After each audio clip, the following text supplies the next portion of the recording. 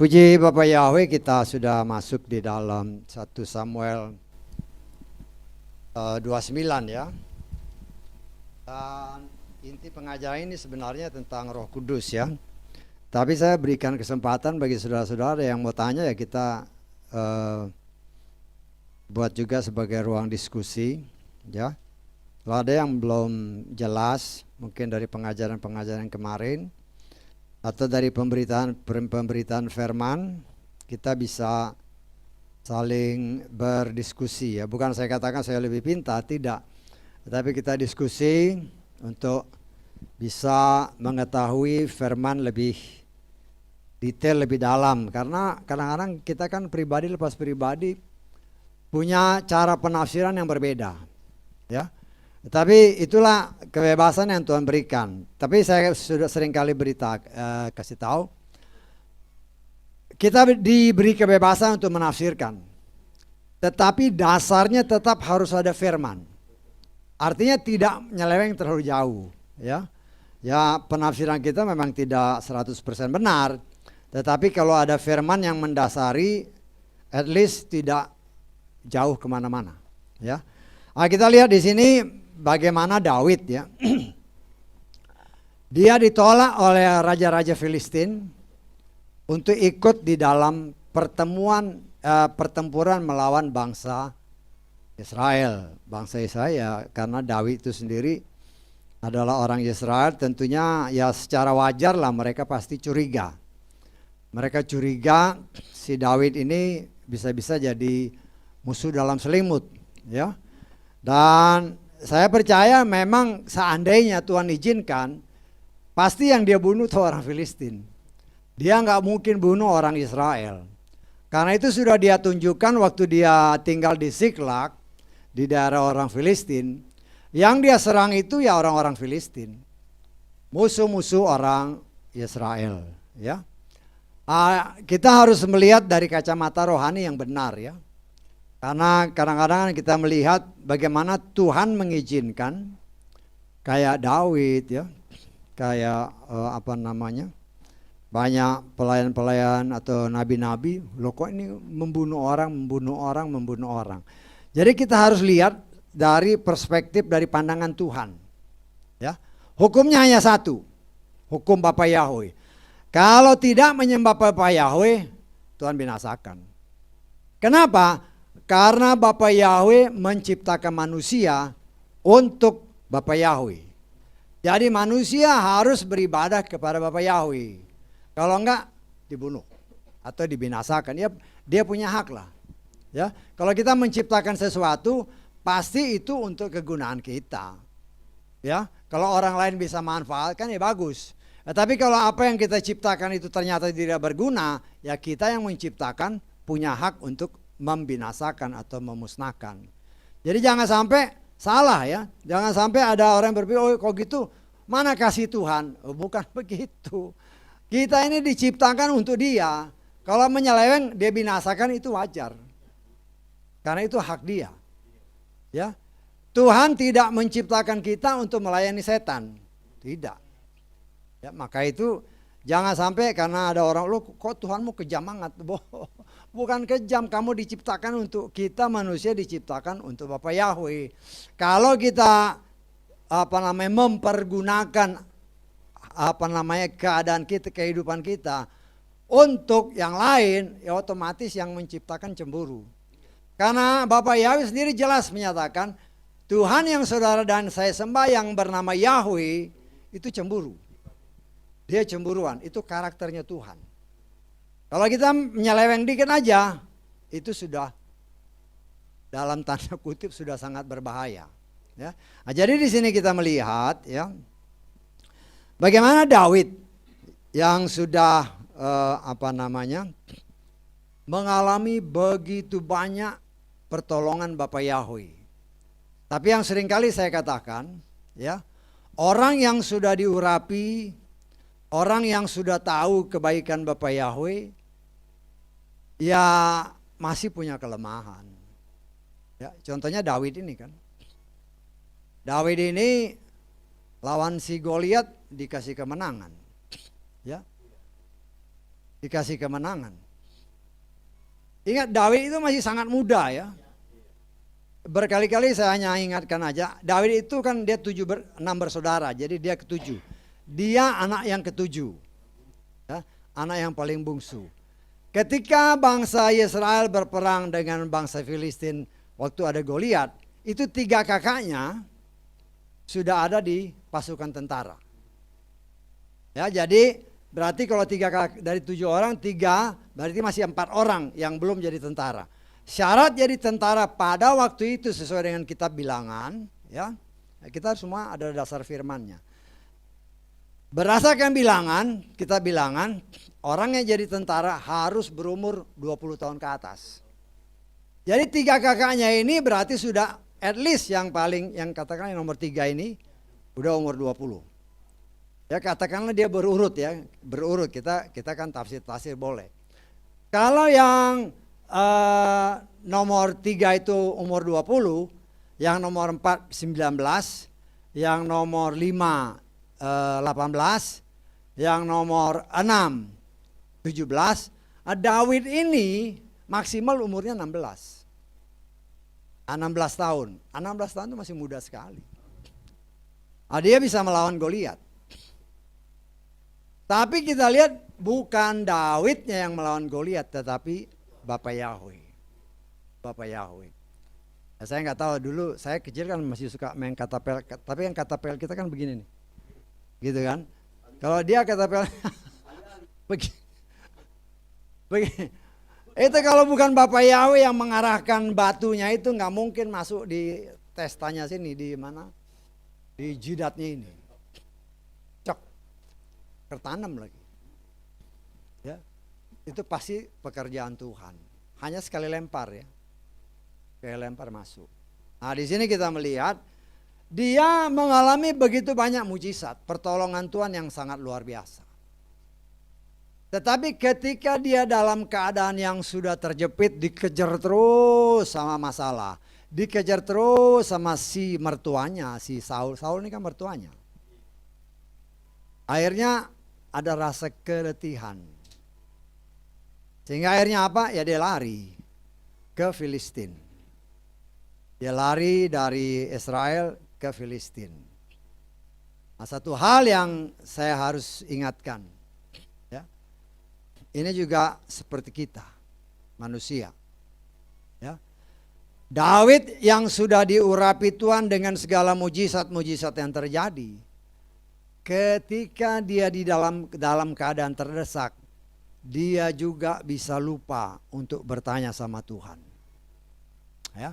Nah, jadi harus kita lihat ya, apapun yang kita perbuat, ya, apapun yang kau tabur, apapun yang kita tabur, pasti ada buahnya.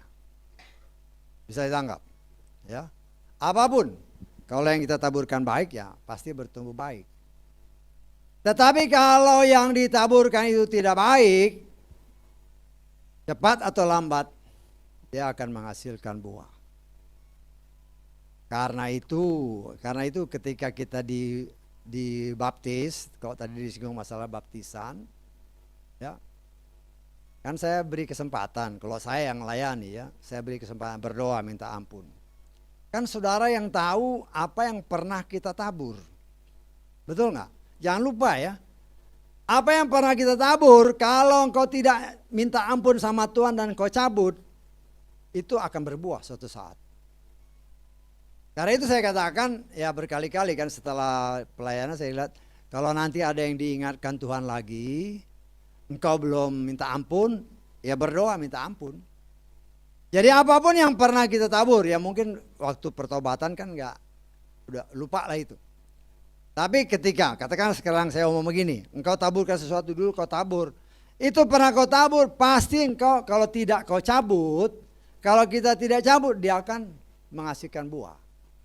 Karena itu segala sesuatu kata firman Tuhan, kalau kita menaburkan atau diingatkan Tuhan, telah kita tabur segala sesuatu yang tidak ditanam oleh Tuhan, itu harus dicabut sampai ke akar-akarnya, ya, harus dicabut sampai ke akar-akarnya. Jadi jangan sampai kita salah Ya, di dalam Matius pasal ke-15 ayat ke-13 kita lihat ya.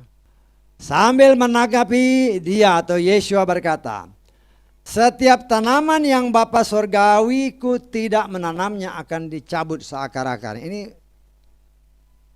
Tuhan mengatakan begitu. Karena ada hukum tabur tuai. Engkau tabur, engkau akan tuai. Kalau yang kau tabur itu kebaikan, dia pasti berbuah baik. Tetapi kalau yang kau tabur, yang kita tabur itu tidak baik, kalau kau tidak cabut, satu saat dia akan berbuah. Bisa ditangkap? Jadi kalau Adam, setelah saudara dengar ini ada sesuatu yang saudara diingatkan Tuhan, ya berdoa minta ampun Tuhan, itu saya cabut sampai akar-akarnya. Kita nggak bisa cabut dengan kekuatan kita, apalagi kalau dia sudah pohonnya udah berakar dalam, ya nggak bisa. Hanya Tuhan yang dapat mencabut. Nah, kita minta tolong Tuhan, tolong. Nah, itu bisa dicabut sampai ke akar-akarnya. Nah, itulah kebaikan Tuhan.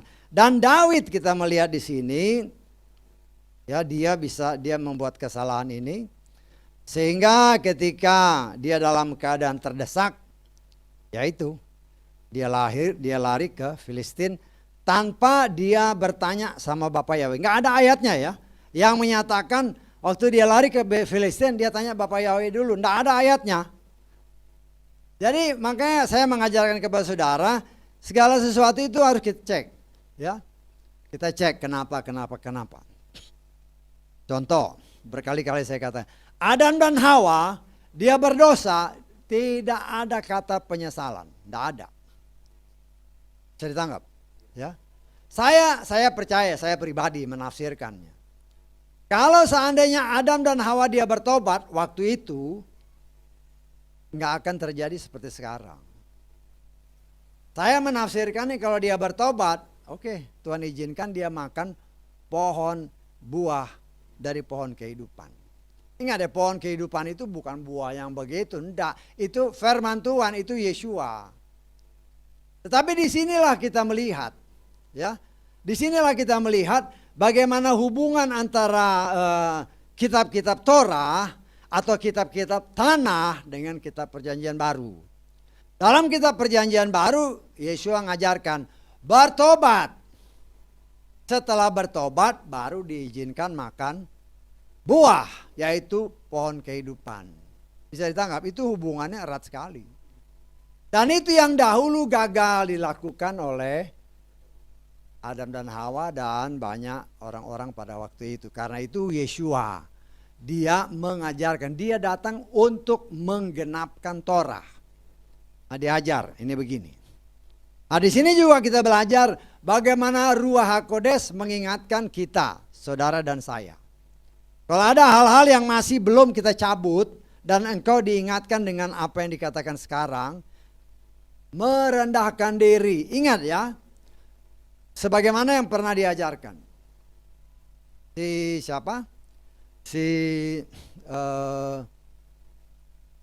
Siapa ini raja, suaminya Isabel, Raja Ahab. Ahab itu penyembah berhala yang melebihi raja-raja Israel yang lain. Tetapi ketika dia bertobat, Tuhan masih lihat. Luar biasa. Kalau dia nggak cabut, ya turunlah ke anaknya. Ya. Ingat, Tuhan itu setia bukan kepada manusia. Tuhan setia kepada firman-Nya. Kita pada akhir zaman ini diajar oleh Tuhan. Oke. Ya. Kalau ada hal yang tidak benar yang pernah saya lakukan, yang belum saya cabut, cabut. Cabut. Tapi harus merendahkan diri dulu, karena yang nyabut kan Tuhan, bukan kita. Rendahkan diri, Tuhan saya minta ampun, saya sudah menaburkan ini dulu. Kalau hari ini saya diingatkan, dia cabut. Kadang-kadang kan ada kata-kata kita yang tanpa sadar kita keluarkan. Kita mungkin sudah lupa. Setan kan masih ingat. Setan kan menuduh. Ya, Tuhan tadi yang memberkati, setan bilang, ingat gak? Kan dulu dia taburkan itu. Bisa ditangkap. Setan itu mendakwa terus ya. Apa yang pernah kita tabur? Tetapi Ruach HaKodes mengingatkan kita juga, ayo bertobat. Ayo cabut dulu. Nah, kita akan melihat perubahan-perubahan pasti terjadi setelah kita melakukan sesuai kehendak Tuhan. Dan apa yang dilakukan si Daud, ya, ketika dia kembali dari kumpulan tentara Filistin, kembali ke rumahnya di Siklag, dia melihat semua daerah di mana dia bertempat tinggal, istri, anak-anak, harta kekayaannya ludes. Ludes. Tapi kita melihat di sini, disinilah kita belajar dari orang yang diurapi Tuhan.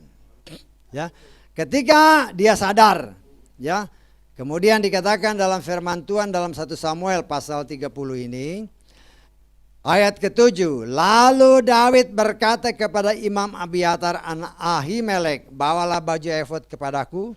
Lalu Abiatar membawa baju efod itu kepada Daud. Lalu Daud meminta petunjuk Yahweh. Ingat ya, Daud itu seorang tentara. Pakaiannya pakaian tentara. Pakaiannya pakaian pembunuh. Tetapi ketika dia mau datang kepada Bapak Yahweh, dia minta baju efod. Baju efod itu baju imam. Baju imam. Ya, artinya kita ini memang masih bisa punya kesalahan sama seperti Daud.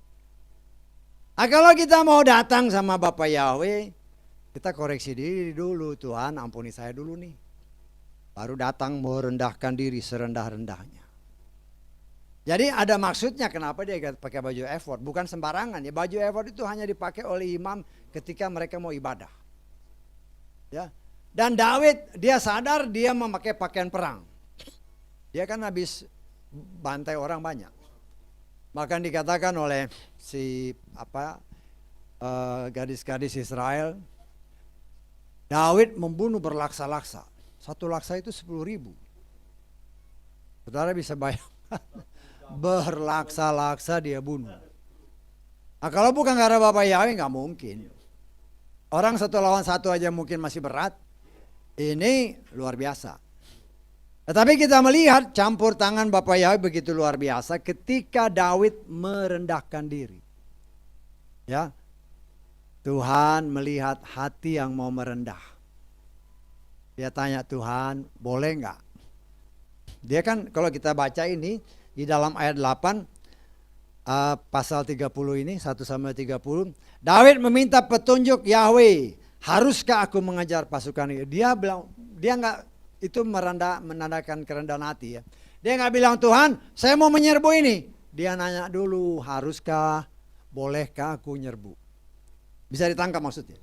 Jadi dari kata-katanya kita melihat suatu kerendahan hati. Haruskah aku mengejar orang-orang itu? Di situ dari kata-katanya ada kerendahan hati yang luar biasa. Di sini kita juga belajar. Saya ngajarkan kepada saudara, memang kita belajar tentang Daud dan Saul khususnya. Tapi bayangkan apabila kita dalam posisi Saul, apabila kita dalam posisi Daud, apa yang kita lakukan? Segala sesuatu yang dilakukan Saul, walaupun dia orang yang diurapi, banyak yang menyeleweng dari firman. Seperti tadi dikatakan kan, ada khotbah-khotbah dulu ya. Yang dulu kita dengar-dengar kelihatannya bagus. Tapi setelah kita mendalami firman, banyak yang menyeleweng. Kenapa menyeleweng? Karena banyak orang yang berkhotbah hanya untuk menyenangkan telinga sesuai kitab Timotius. Akan datang saatnya orang hanya mau mengumpulkan guru-guru untuk mengenakkan telinga. Ya. Tapi itu bukan cara Tuhan. Tuhan bukan menyampaikan firman untuk mengenakan telinga, tetapi untuk menyelamatkan kita. Ya. Karena kita ini, ya itu masih penuh dengan hal-hal yang tidak benar. Ya. Tapi ya udah jam 12 juga, cepat sekali. Tapi ya nggak apa-apa, kita harus agak stick lah dengan waktu ya, karena saya percaya saudara juga punya kegiatan. Kita lanjut nanti minggu depan kalau Tuhan berkenan, pasti ada sesuatu yang Tuhan mau buka. Tapi ada beberapa hal yang kita lihat di sini. Segala sesuatu yang kalau Tuhan ingatkan sekarang pernah kau taburkan, cabut. Kalau kau nggak cabut, nanti makin besar ya makin sulit. Ya. Dan kita melihat bagaimana Daud, ketika dia mau datang kepada Bapa Yahweh, dia sadar dia pakai pakaian perang. Sehingga dia harus tutup dulu dengan kelayakan, yaitu baju efod, baju seorang imam. Haleluya, kita bangkit berdiri ya, kita berdoa ya.